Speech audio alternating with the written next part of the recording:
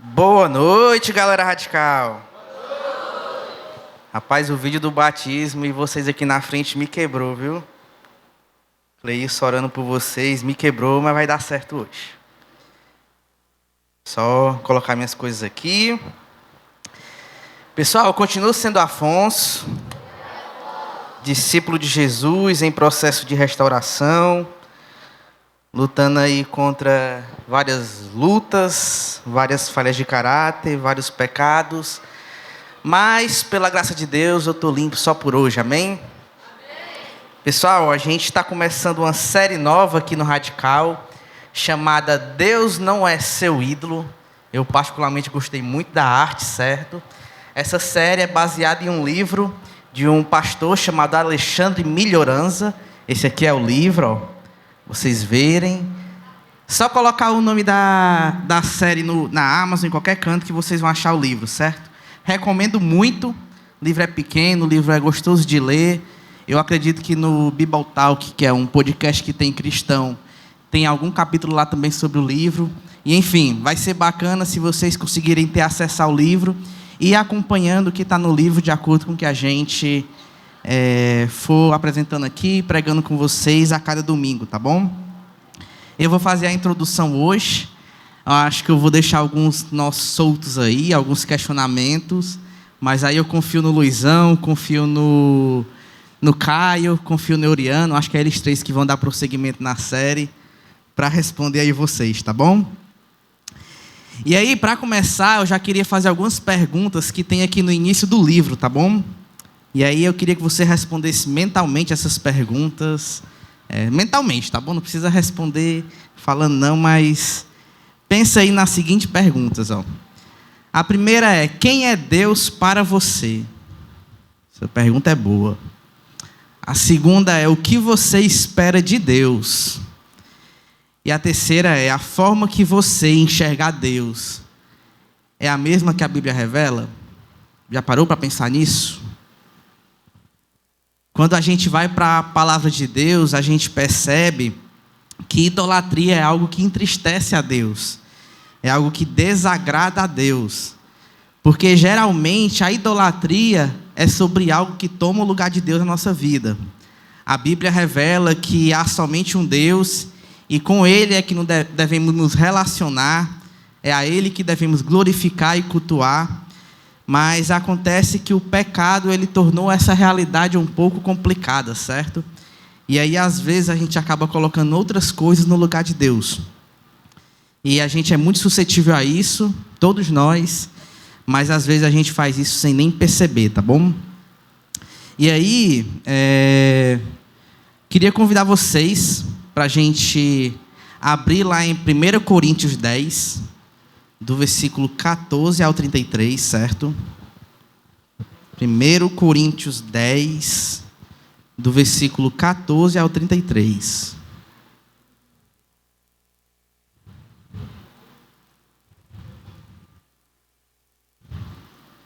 Primeiro Coríntios 10, versículo 14 ao 33. A gente vai ler um textinho longo hoje, mas que é muito importante, certo?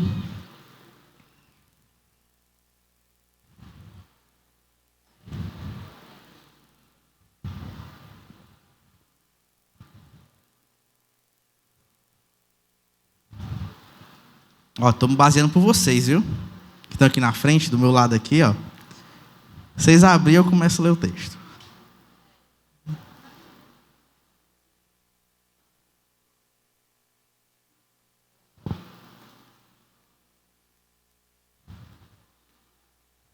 Pronto, vamos lá, certo? Eu vou ler aqui na televisão, e aí quem quiser me acompanhar, fica à vontade, tá bom? E aí diz assim a palavra de Deus, lá em 1 Coríntios 10, versículo 14. Portanto, meus amados, fujam do culto aos ídolos. Vocês são pessoas sensatas. Julguem por si mesmos se o que digo é verdade. Quando abençoamos o cálice à mesa, não participamos do sangue de Cristo? E quando partimos o pão, não participamos do corpo de Cristo? E embora sejamos muitos, Todos comemos do mesmo pão, mostrando que somos um só corpo. Pensem no povo de Israel. Acaso os que comiam dos sacrifícios não partilhavam do mesmo altar? Então, o que eu estou tentando dizer? Que a comida oferecida a ídolos tem alguma importância. Ou que os ídolos são deuses de verdade? De maneira nenhuma. Estou dizendo que esses sacrifícios são oferecidos a demônios e não a Deus. E não quero que vocês tenham parte com demônios.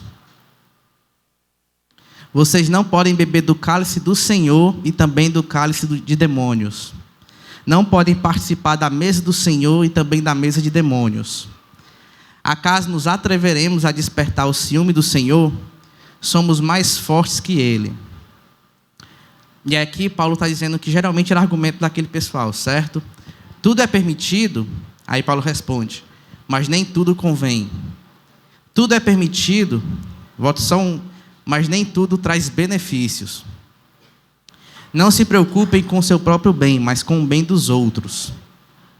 Portanto, vocês podem comer qualquer carne que é vendida no mercado sem questionar nada por motivo de consciência. Pois do Senhor é a terra e tudo que nela há. Se um descrente os convidar para uma refeição, aceitem o convite se desejarem. Comam o que lhe é oferecido, sem questionar nada por motivo de consciência. Mas se alguém lhes disser, esta carne foi oferecida a um ídolo, não a comam por respeito à consciência da pessoa que os avisou. Talvez não seja uma questão de consciência para vocês, mas o é para outra pessoa. Afinal, por que minha liberdade deve ser limitada por aquilo que os outros pensam? Porque serei eu condenado se comer algo pela qual dei graças a Deus? Portanto, quer vocês comam, quer vocês bebam, quer façam qualquer outra coisa, façam para a glória de Deus.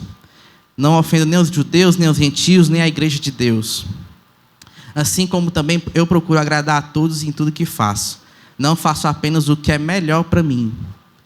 Faço o que é melhor para os outros, a fim de que muitos sejam salvos. Vamos orar? Paizinho, obrigado, Senhor, por essa noite. Obrigado porque, mais uma vez, Senhor, você nos permite se reunir como igreja, como teu povo, Pai. E não há nada melhor, Senhor, do que participar desse momento de comunhão e desse momento de adoração a Ti, Pai. Abençoa, Paizinho, o que está acontecendo aqui no Radical hoje, Senhor. A gente percebe a Tua mão poderosa desde o momento que a gente entrou nesse espaço, Senhor. O Senhor nos abençoa através dos nossos servos, através da banda, através dos avisos, através de tudo aquilo que a gente testemunha. E continua falando com nossos corações, Paizinho. Continua ministrando e continua trazendo a mensagem que vem de Ti, Pai. Que a gente possa sair daqui transformado, entendendo mais de Ti e tendo mais intimidade contigo, Senhor. Abençoa aqueles que não puderam estar aqui, Pai. Abençoa aqueles que fizeram prova hoje, Paizinho. Cuida do coração deles, Pai. Tira qualquer ansiedade, tira qualquer medo, Senhor, qualquer pavor que existe nesse momento, Pai, porque prova nenhuma, Senhor, define quem nós somos, Pai. Prova nenhuma define, Senhor. A nossa identidade está em Ti, Pai. E independente do que aconteça, seja para a Tua honra e para a Tua glória, que seja feita a Tua vontade, Senhor. Então, continua conosco, Pai. Continua abençoando e continua falando. Em nome do Teu Santo e Filho amado Jesus Cristo. Amém, amém e amém.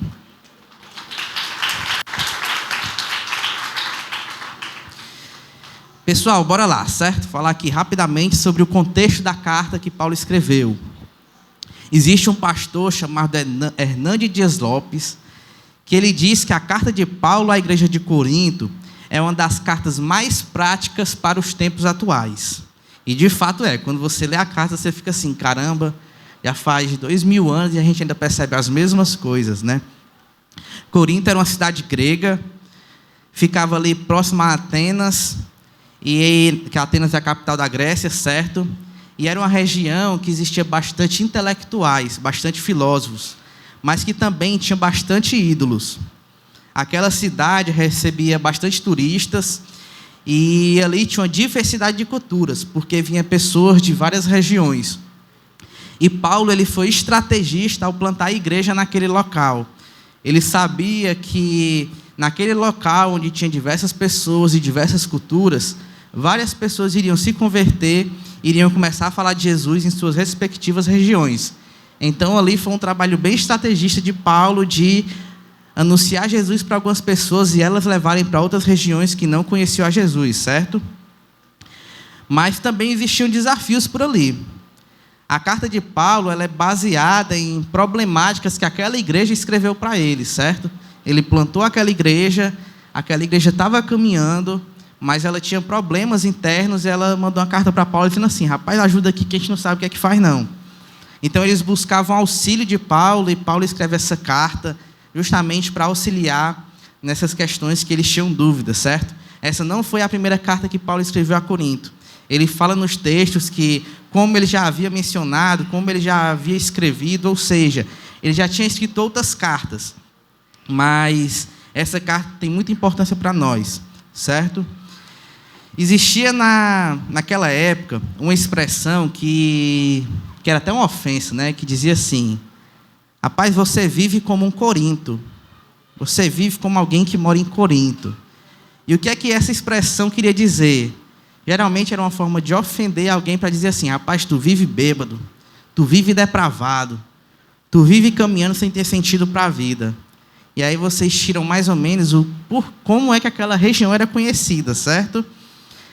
Era conhecida por depravação, era conhecida por prostituição, era conhecida por idolatria, que é o nosso foco principal de hoje.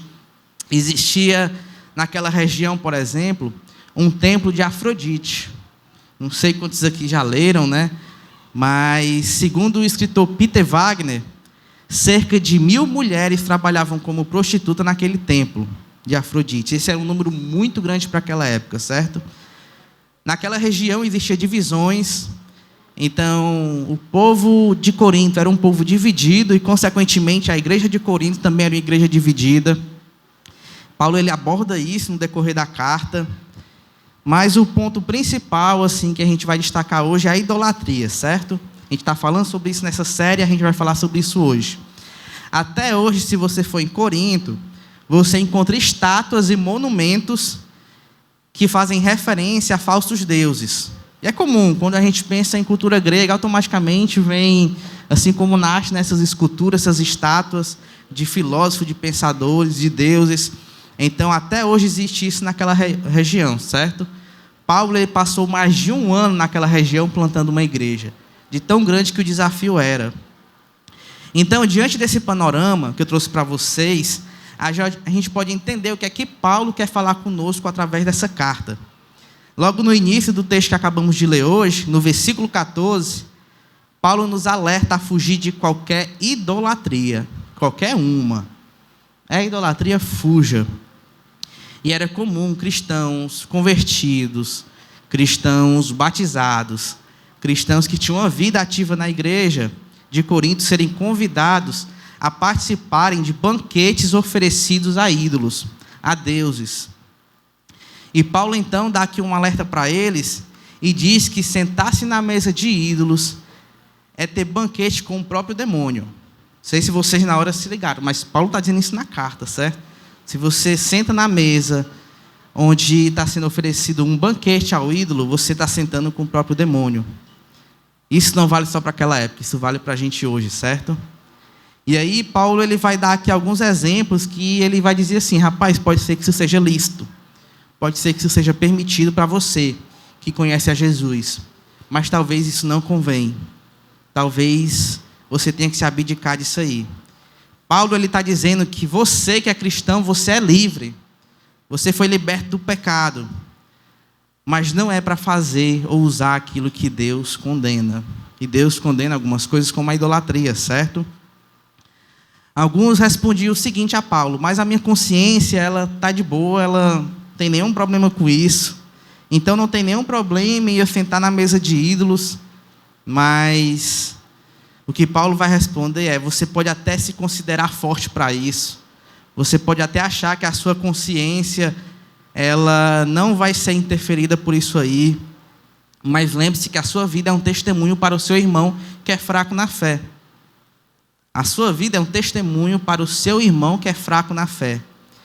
E se o seu irmão ele se escandaliza, se o seu irmão ficar assustado, se aquilo atiça uma luta no seu irmão que você não tem, então você não pode ser motivo de ser pedra de tropeço na vida do seu irmão. Paulo aqui ele vai mandar logo essa, certo? Não vá não, que você vai escandalizar o seu irmão. Cuide da vida do seu irmão. O que vale não é o seu bem, mas é o bem do outro. Você é sim liberto por Jesus. Mas se a sua liberdade for tropeço para o outro, sai fora, não faz.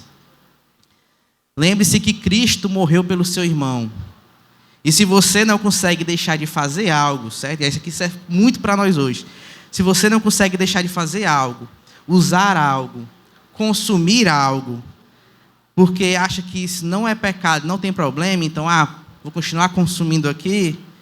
Se você faz isso diante dos seus irmãos e não se importa se isso pode ferir o seu irmão, se isso pode machucar o seu irmão, se isso pode ferir a relação dele com Deus, talvez seja um sinal de que você idolatra essa coisa que talvez você acha que não é uma luta para você. E você tem que fugir da idolatria. Você acha que está resolvido com aquilo, mas talvez isso seja um ídolo na sua vida e você esteja em negação. Talvez você esteja em negação. E aí eu pergunto para vocês, nesse momento, vocês conseguem identificar quais são os ídolos da vida de vocês? O que é aquilo que está lá, que você faz, que você consome, que você usa, e que você acha que não, está de boa, não tem problema. Mas lá no fundo você sabe que está errado.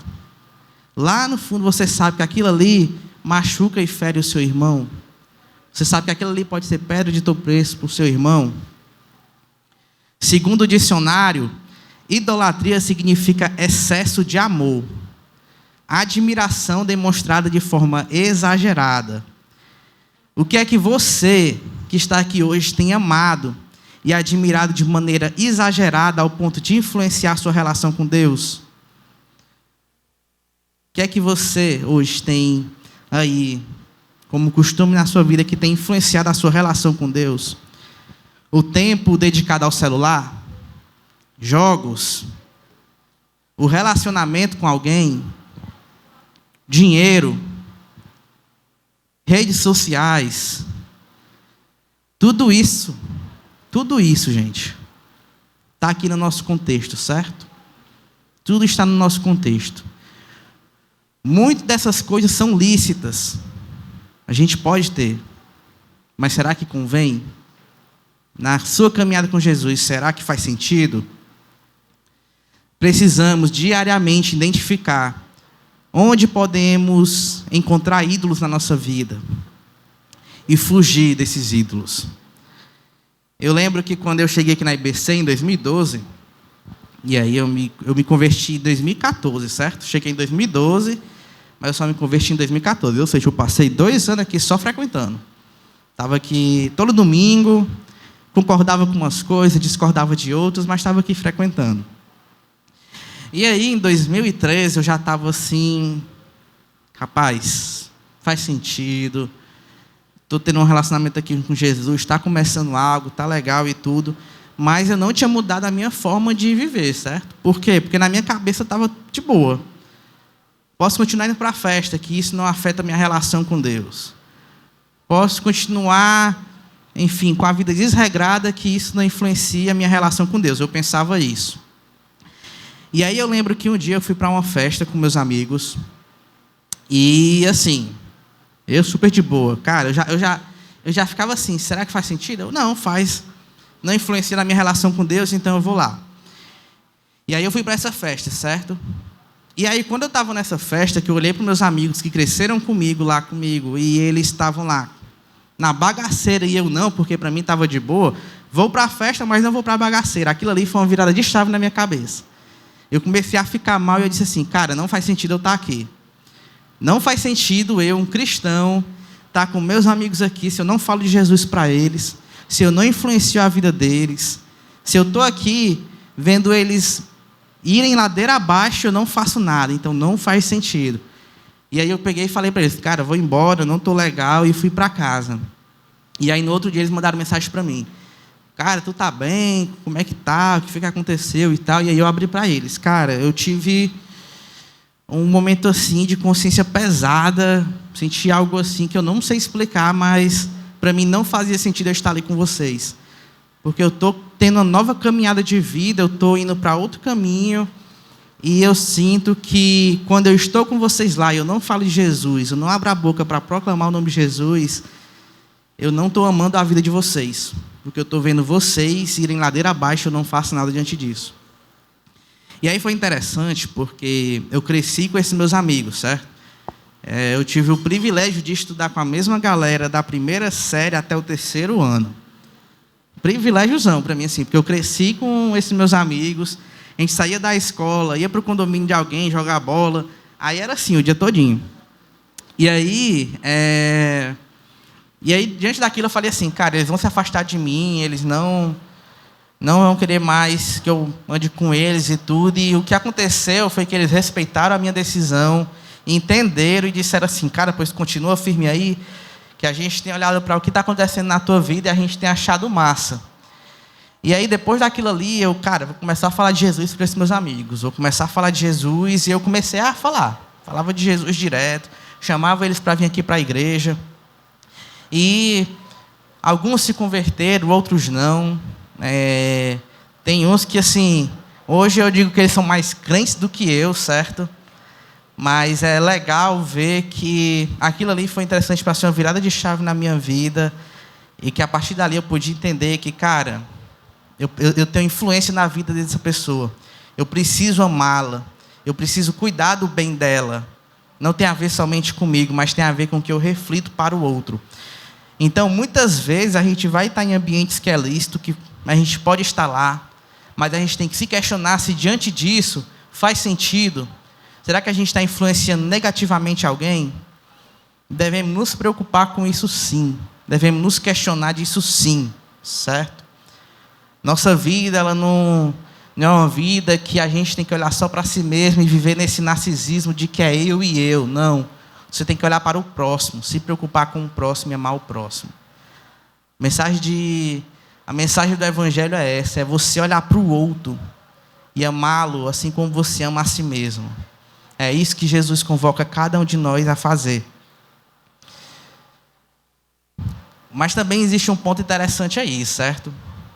Às vezes a gente pode enxergar até o próprio Deus como um ídolo. E aí é que vem o título da série. Deus não é o seu ídolo. Às vezes nos relacionamos com Deus de forma errada. Deus, ele não é o nosso ídolo. Deus é o nosso Deus. E entre ídolo e Deus existe uma diferença gigante. E quando esse relacionamento ele acontece de uma forma errada, isso gera vários cenários na nossa vida, mas eu quero destacar dois aqui com vocês. O primeiro é o legalismo. A religião ela é uma das expressões mais antigas do mundo, gente. Mais antiga do mundo. Existe religião que se baseia em astros. É o Deus Sol, é o Deus Lua. Existe religião que se baseia na natureza. Existe religião que se baseia em heróis fantasiosos. Desde o início do tempo, existem milhares de religiões que cultuam a deuses falsos. Quem aqui já assistiu o último filme do Thor? Aquele que nem todo mundo gostou? Tem poucos, viu? Vocês têm que assistir mais filme da Marvel, meu povo. Sei que a gente não está na melhor época da Marvel de filmes, mas tem que assistir, certo? No último filme do Thor, antigamente era melhor mesmo. Eu concordo com você. Mas no último filme do Thor, o filme apresentou um vilão antigo para quem lê os quadrinhos, certo? Que é o Gorr. Conhecido como carniceiro dos deuses, ou seja, o cara perseguia os deuses, né? E no filme ele vira um caçador de deuses, porque ele clama ajuda, ele está ali num momento de desespero. E aí ele, olha spoiler aqui, eu nem ia falar isso, certo? Mas ele clama ajuda ali, porque está nesse momento de desespero. E o Deus que ele acredita, o falso Deus lá que está lá, que ele cultua a vida dele todinha, pouco se importa com ele. Ele aparece diante desse Deus, clama ajuda, e na hora o que esse Deus dele faz é zombar da cara dele. E aí Deus está pouco se ligando para ele lá e diz assim, rapaz, estou nem aí Como você aí, já teve vários que me adoraram durante toda a vida e depois morreram e eu não sei o nome deles, né? E aí isso gera uma revolta em Gor e ele mata aquele deus e começa a perseguir todos os deuses porque acha que todos os deuses são ruins. Mas aí é interessante olhar para essa parte do filme, certo? Que a gente olha e vê o filme dedicando ali 10 minutinhos da relação de Gor com o Deus que ele acredita, e a gente consegue perceber uma diferença claramente ali entre o Deus que a gente acredita e os deuses que ele começa a sacrificar, a matar, certo? Os deuses pagãos, eles vivem uma relação mercadológica com seus seguidores. Como assim, Afonso? É uma relação onde você faz algo para receber algo, e se você não fizer, você recebe a ira daquele Deus. E aí você tem que estar sempre fazendo em busca de algo. É sempre em busca de algo. Então o filme vai mostrar essa relação ali no começo, né? E aí esses deuses prometem ira, prometem seca, fome, diante da falta de sacrifício dos seus seguidores. E quando a gente olha para o Deus que a gente segue, para o Deus que a gente acredita, a gente percebe um Deus que oferece liberdade. Um Deus que não quer que os seus seguidores sejam sacrificados, mas que veio à terra e se sacrificou pelos seus seguidores, que morreu por cada um de nós. Essa é a diferença clara ali que o filme vai mostrar para a gente sobre o nosso Deus e o Deus que o Gor acreditava. Deus, ele não exige de nós um comportamento moral, um comportamento que nos aprisiona de forma que a gente começa a ter esse padrão na nossa vida, esse padrão ético, esse padrão moral, sem necessariamente acreditar de fato em Deus. Não. Se você busca seguir a Deus com comportamento moral, com comportamento ético, mas de fato você não acredita nele, isso não faz sentido, é mesmo que nada. Deus, ele não quer que você siga esse comportamento moral, ele quer que você creia nele, que você tenha fé nele. E quando você tem fé nele, as coisas vão se ajustando. As coisas vão se ajustando nesse processo de restauração que é constante. Você não muda da noite para o dia. A gente viu um batismo aqui, não é porque você desceu na água que quando você levanta, pronto, você mudou, não tem mais pecado. Não. É uma caminhada diária de restauração constante. Às vezes a gente acha que o ideal, por exemplo, é ter um país... Rapaz, eu acochei isso aqui, viu? Peraí.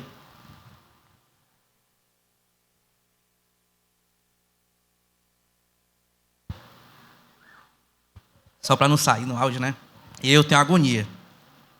Zoada de gente bebendo água assim em microfone, certo? A Vitória tem mais ainda, a Vitória. Agonia de gente bebendo água. Ela confirmando ali, ó. Às vezes a gente olha para a sociedade, olha para o que está acontecendo no nosso país, e a gente acha que o ideal seria morar em um país onde todo mundo segue práticas cristãs, onde todo mundo segue uma moral cristã, onde todo mundo segue comportamentos cristãos, mas a gente esquece da espiritualidade que existe nessa caminhada com Jesus.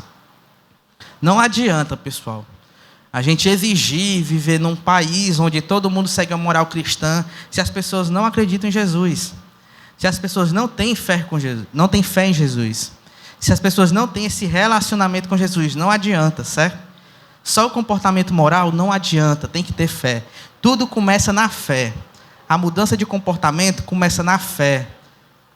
A mudança de cosmovisão, ou seja, de olhar para o mundo com as lentes que a gente enxerga o mundo, começa na fé, não começa na mudança de comportamento moral. Deus, ele não quer ser um regulador social. Ele não quer governadores e presidentes que prometem impor as regras que eles acham que existem, impor a moral que eles acham que todo mundo tem que ter. Não. Deus quer verdadeiros seguidores. Ele quer seguidores que se relacionam com ele de forma pessoal, de forma comportamental, sobrenatural e espiritual. É isso que Deus quer. Quando a mudança ela vem só porque você quer mudar o seu comportamento, isso é legalismo. E aí você começa a perder a sensibilidade. Você começa a perder a sensibilidade pela vida do outro. Você começa a achar que você não é um pecador, mas você continua sendo um pecador. Mas um pecador salvo por Jesus.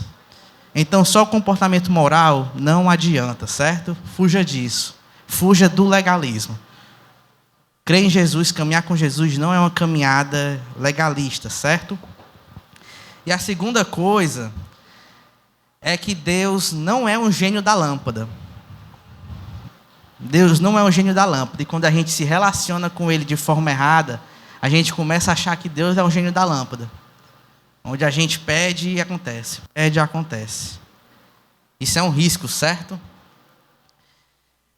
Quando a gente ora, pensa um pouco aí na sua oração, certo?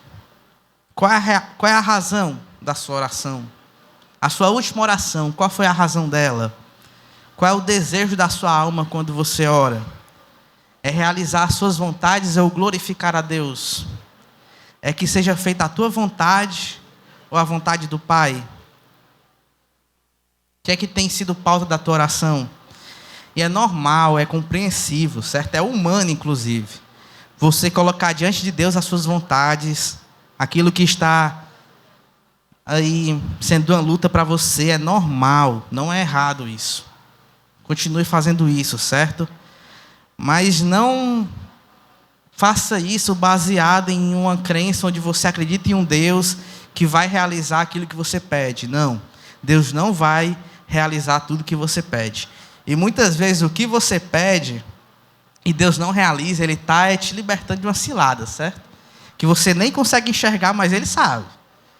Então, às vezes Deus está te libertando aí, ó, aí passa 2, 3, 4 anos, aí você olha para você de 2023, quando você estiver em 2027, aí você vai olhar para você em 2023 e falar assim, rapaz, o livramento que Deus realizou na minha vida. Isso acontece, meu povo. Você acha que o que você pede é o melhor para você, mas Deus, Ele te conhece melhor do que você mesmo. E Ele sabe o que é necessário e o que não é para a sua vida, certo?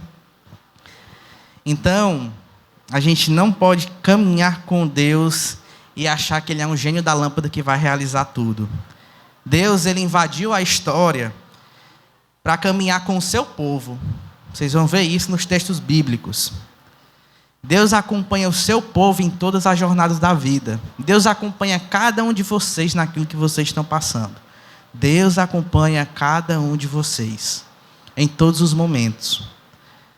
Mas Ele não é um talismã que está aqui com você e vai realizar. Não. Ele não é um adesivo que você coloca no carro e acha que porque aquele adesivo está lá, seu carro tem um seguro celestial. Não. Deus não vai fazer isso, certo? O objetivo de Deus é sempre desenvolver o seu relacionamento com Ele. É sempre desenvolver esse relacionamento que é entre você e Ele. E não realizar os seus sonhos. A idolatria, portanto, ela não tem a ver necessariamente só com a adoração de imagens, propriamente dita, certo? Mas ela tem a ver com o desejo humano.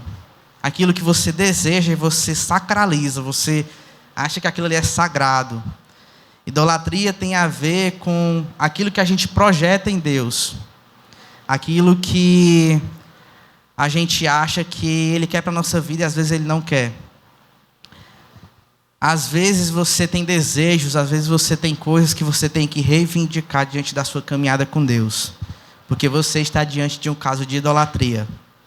Tiago 4,3, aí você não precisa abrir, certo?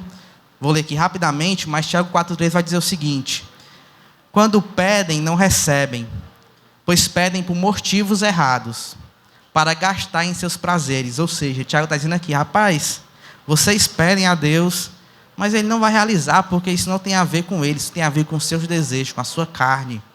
É isso que Tiago está dizendo em 4,3. A dependência total de Deus, ela nos aflige de fato. A gente tem medo dessa transformação que Ele pode executar em nossa vida. Sobretudo quando a gente está consciente de que não podemos manipulá-lo de acordo com a nossa vontade, e é aí que Ele vai começar a transformar a nossa vida, que Ele vai começar a mudar a nossa vida. Se a gente não compreende quem Deus é e quem nós somos, e em qual estado está a nossa relação com Ele, a gente tende a ficar parado no meio do caminho, a ficar esperando que Ele realize e a gente não faça nada.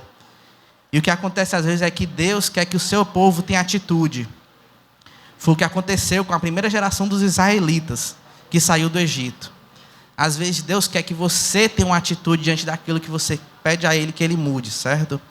Não é Ele que vai chegar e vai tirar você, vai colocar nesse canto, não. Ele quer que você tenha uma atitude diante daquilo. Ele quer que você tenha uma atitude diante daquilo. E aí, para a gente caminhar para o final, que o meu tempo aqui já está esgotando, certo? Eu vou deixar aqui alguns conselhos práticos. E aí, como eu falei, certo? Talvez eu deixe alguns questionamentos aí. Estou saindo de férias amanhã, então, Luizão, fica contigo aí, viu? Luizão aí vai caminhar com vocês. Mas vamos lá para os conselhos práticos e eu acho que aqui a gente vai resolver muita coisa, certo? O primeiro é... Te amo, viu?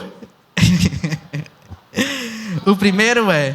Viva um relacionamento de dependência diante de Deus. Quando a gente se rende diante da dependência de Deus, a gente reconhece as nossas limitações.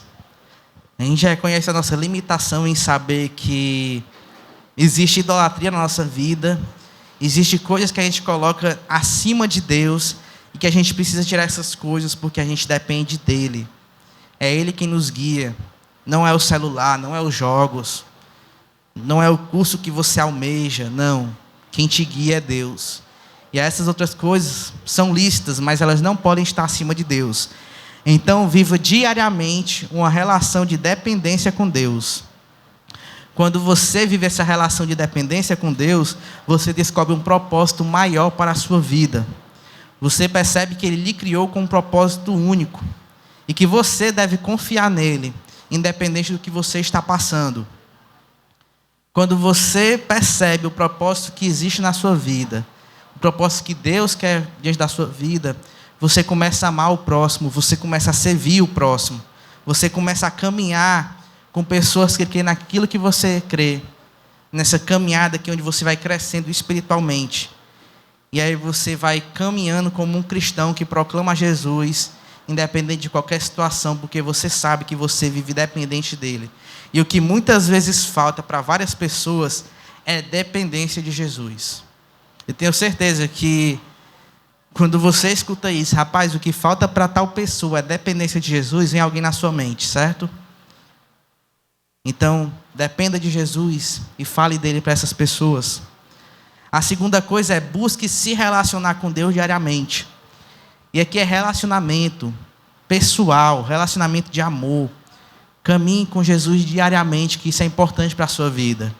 Quando você se distancia de Jesus, quando você se distancia da palavra, da oração, da igreja dele, do povo dele, vai esfriando, vai esfriando, vai esfriando, e tem uma hora que aquilo ali nem faz mais falta. Então tenha cuidado com esse perigo. Caminhe diariamente com Ele. Leia diariamente a palavra dEle. Ore a Ele diariamente. Escute Ele através da palavra de Deus. Fale com Ele através da oração. Busque caminhar com o povo dEle. E aí quando você vai fazendo isso, você vive essa relação que é pessoal. Essa relação com um Deus que não é um Deus distante, mas é um Deus que está do seu lado caminhando com você. Às vezes eu sei que é difícil você pegar um capítulo da Bíblia e ler ele todinho. Eu sei que é difícil às vezes, mas começa ali lendo um trecho, uma parte. Vai dando pequenos passos até aquilo ali virar uma constância na sua vida. Mas não negligencia, não deixa de fazer isso na sua caminhada, certo? E a terceira coisa é seja honesto. Fuja dos seus ídolos. Fuja dos seus ídolos. Se o celular está tomando o teu tempo com Deus, foge do celular. Foge do celular. Se os jogos estão tomando o teu tempo com Deus, foge dos jogos. Se é o relacionamento com alguém, acaba com esse relacionamento. Acaba com esse relacionamento. Mas não deixa nada tomar o lugar de Deus na sua vida. Seja honesto, certo? Às vezes a gente sabe o que é, mas a gente diz assim, não, mas está de boa. Eu vou só diminuir aqui, ó. Eu jogo 10 horas por dia. Vai ser 9 agora. Eu vou diminuindo aqui. Cara, foge. Porque só vai mudar quando você começar a fugir, certo? E aí é testemunho pessoal e próprio, tá bom? De quem dá maior valor a um joguinho. Mas enfim. E por último, entregue tudo a Jesus. Sua caminhada, sua vida, suas lutas, tudo aquilo que está acontecendo, entrega a Jesus. Entrega a Jesus. Porque Ele está no controle de todas as coisas. Ele está no controle de todas as coisas. O que você está passando, Deus está no controle disso. Talvez Ele não realize a sua vontade, mas Ele está no controle. E Ele vai guiar pelo caminho que é mais sábio. O caminho que faz mais sentido. O caminho que glorifica a Ele. Ele vai fazer isso, certo? Nessa caminhada com Jesus, ela pede equilíbrio. E equilíbrio, às vezes, equilíbrio não necessariamente tem a ver com você dividir o seu tempo. Então, é 2 horas aqui para uma coisa e 2 horas para outra. Não. Equilíbrio tem a ver com você enxergar aquilo que está lhe fazendo mal, aquilo que está tomando boa parte do seu tempo e você diminuir para equilibrar com outras coisas que são importantes na sua vida. E aí, às vezes, a caminhada cristã é isso, certo? A gente começa estudo, começa faculdade, escola, várias coisas. E aí essas coisas, elas tomam o nosso tempo com Jesus. E aí você precisa equilibrar isso na sua vida. Precisa equilibrar, ou seja, tira e dedica tempo a Ele. Diariamente, constantemente. E você vai perceber como esse relacionamento, ele deixa de ser algo distante. Não é um relacionamento com um Deus que é somente Senhor, mas com um Deus que também é Pai. E aí você vai começar a perceber como esse relacionamento com Ele é importante para a sua caminhada diária, certo? Vamos orar? Vamos colocar isso tudo diante de Deus? E tudo aquilo que a gente ainda vai aprender no decorrer dessa série, tá bom? Se tiver oportunidade, compra o livro, busca o podcast que tem na internet, certo? Mas eu creio demais que essa caminhada aí no mês de novembro vai ser uma caminhada especial com Jesus, certo? Através do que Ele vai falar aqui a cada domingo, tá bom? Paizinho, obrigado, Senhor. Obrigado por mais um domingo, Pai.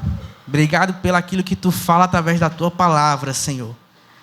Obrigado, Paizinho, porque não há nada melhor, Pai. Nada melhor do que estar em Ti, contigo e caminhando contigo, Pai. Às vezes a gente vive uma caminhada, Senhor, que é pressão, que é constância de várias coisas, de vários ruídos, Pai. E que a gente acaba esquecendo de Ti, a gente acaba parando de olhar para Ti, Senhor, e não percebe que essas coisas estão tomando o nosso tempo contigo, Pai. Estão infligindo, Senhor, estão atrapalhando o nosso relacionamento contigo, Senhor. Paizinho, em nome do Teu Filho, tira essas coisas, Pai. Que nada tome o nosso tempo contigo, Senhor. Que nada tome o Teu lugar na nossa vida, Pai. O Senhor é Deus. O Senhor não é um ídolo. O Senhor é um Deus que quer relacionamento com cada um de nós, um relacionamento pessoal, não um relacionamento distante. O Senhor não é um Deus desconhecido, um Deus que a gente não pode se achegar, pelo contrário. O Senhor pede que se a gente esteja cansado, se a gente esteja oprimido, é aí que devemos buscar a Ti, Pai. Traz esse entendimento a cada um de nós, Senhor. Traz esse entendimento a cada um de nós, Pai. Ministra no coração de cada um de nós ao longo desses domingos, Pai. É o que eu te oro e é o que eu te agradeço, em nome do Teu santo, santo, santo e Filho amado Jesus Cristo. Amém, amém, amém.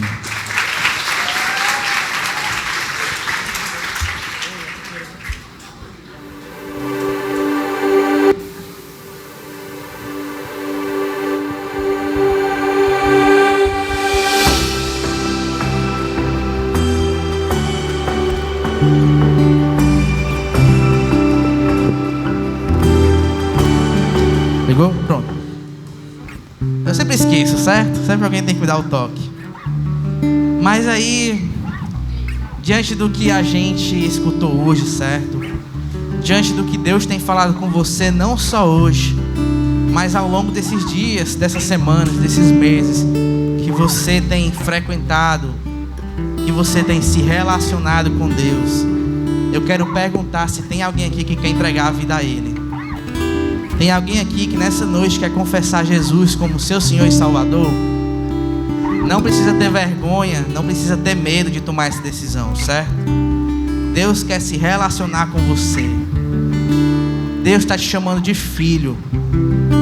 E diante desse chamado dele, a gente não precisa ter medo. Então, se você hoje quer entregar a sua vida a Jesus, levanta a sua mão aí.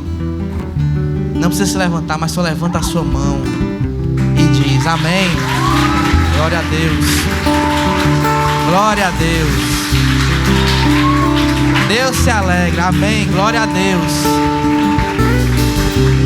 Deus se alegra quando a gente manifesta esse amor por Ele.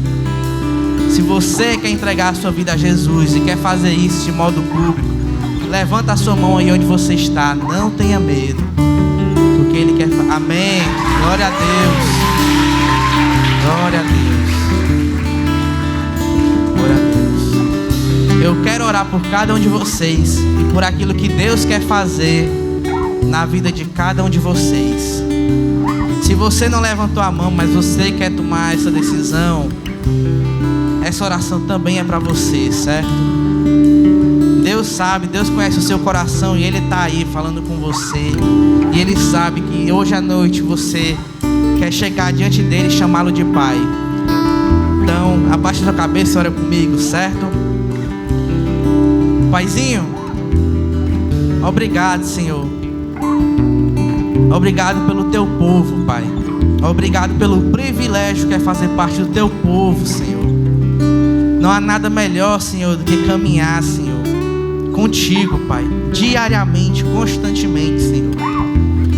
Paizinho, continua transformando os nossos corações, Pai. Continua, Senhor, fazendo a boa obra que o Senhor quer fazer em cada um de nós, Pai. Que a gente possa entender, Senhor, que Tu é Pai. Que o Senhor tem um colo maravilhoso para cada um de nós, onde independente de como esteja, Pai, o coração de cada um de nós, o Senhor está de braços abertos para nos receber, Pai, para nos amar e nos acolher, Senhor. Pai, continua fazendo a boa obra, Pai, continua transformando, Senhor, continua operando, Senhor, na vida de cada um que está aqui, Pai. É a minha oração, em nome do Teu Santo e Filho amado Jesus Cristo. Amém, amém, amém. Se você fez essa decisão hoje publicamente, dá uma chegadinha lá na Central Radical, que a gente quer te conhecer, quer te dar um abraço, quer saber mais quem é você, tá bom? Valeu, pessoal.